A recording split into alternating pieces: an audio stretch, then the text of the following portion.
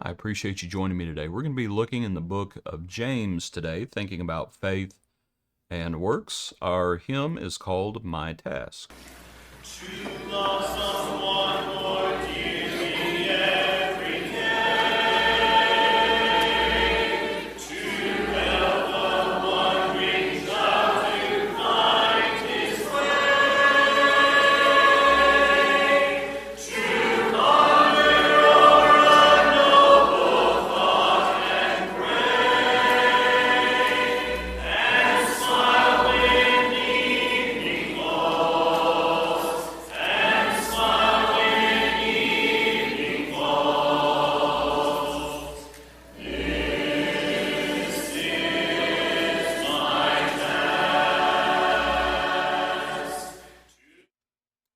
Let's look in James now. In James chapter 1, at verse 19, it says, So then, my beloved brethren, let every man be swift to hear, slow to speak, slow to wrath.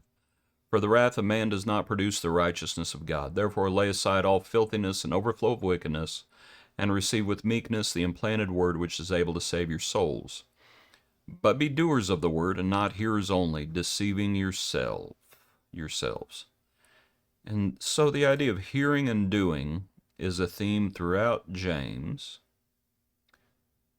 At verse 26 says, If anyone among you thinks he is religious and does not bridle his tongue, but deceives his own heart, this one's religion is useless. Pure and undefiled religion before God and the Father is this, to visit orphans and widows in their trouble, and to keep oneself unspotted from the world. And then in chapter 2, it talks about the sin of partiality. We're still talking about the same thing, though. And so talks about if the rich man comes into your assembly and you pay attention to him and not the poor man, that you've sinned, you have shown partiality.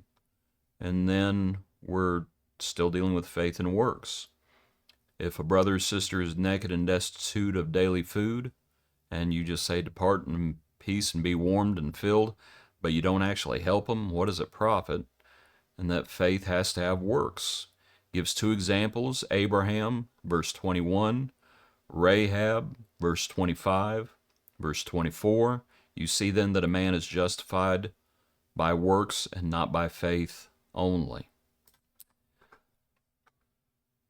Okay, let's go back to chapter 1 and make a point or two about hearing and doing and some of the ideas we find in James. One idea is this. There will always be a test, and I do think we can say always, because the test is this. There will always be rich and poor. And that's based on, and I understand not many rich, not many noble are chosen, I understand that. But do you remember what Jesus says? The poor you have with you always, and you can do them good whenever you want to. If you remember that passage, that's when the Lord was being anointed, if I remember correctly. You're always going to have the poor.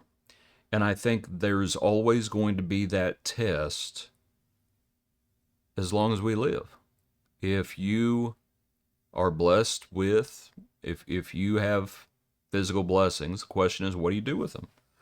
If your brother or sister is naked and destitute, here, and you see this theme, like I said, you see that issue throughout James, going all the way back almost to the beginning, when it talks about there in verse 9, let the lowly brother glory in his exaltation, but the rich in his humiliation. So then in chapter 2, if a rich man comes in, I believe it's chapter 4, where do wars and fights come from among you? Do they not come from your desires for pleasure? You lust and do, right? He's dealing with worldliness. He's dealing with those who have riches. He goes on, come now you say today or tomorrow go to such and such city, buy, sell, yada, yada, yada. All that. Chapter 5, come now you rich, right? You've kept back things that are owed to others. All those things. And so that test is always there. What will the rich be rich in good works? Problem is, a lot of folks, myself included, we don't realize how rich we are. And we need to realize we're, I'm not saying everybody's rich. Like, no, some folks need help. And so here, that is an ongoing test to see if we will not just be hearers, but doers. Within this verse, I also wanted to touch on verse 26. If anyone among you thinks he's religious and does not bridle his tongue. That word bridle is going to show up elsewhere in James. You know, I think a lot of times we look at that word bridle and we think it means like, oh, we need to be quiet. That's not what James says. He says we need to be slow to speak. We need to be swift to hear and slow to speak. The word bridle here is not mute. It's not a muzzle. A bridle is not a muzzle. It is derived from the same word that is used in chapter 3, where it talks about we put bits in horses' mouths that they may obey us. What it is a picture of in James chapter 1 is control and discipline, and not just being a hearer, but a doer. We bridle our tongue. We control it. We control our tongue. We control our body as well. It's not that it's not muted. The question is, are we governed? And that's a part of faith and works. Because ultimately, works are seen in service. That's what James is talking about. It's like if your brother or sister needs help, help them. Sadly, what happens a lot of times is exactly what James describes. A rich man comes into your assembly and everybody goes, oh. Everybody gets all excited. A poor person comes in, it's like, oh.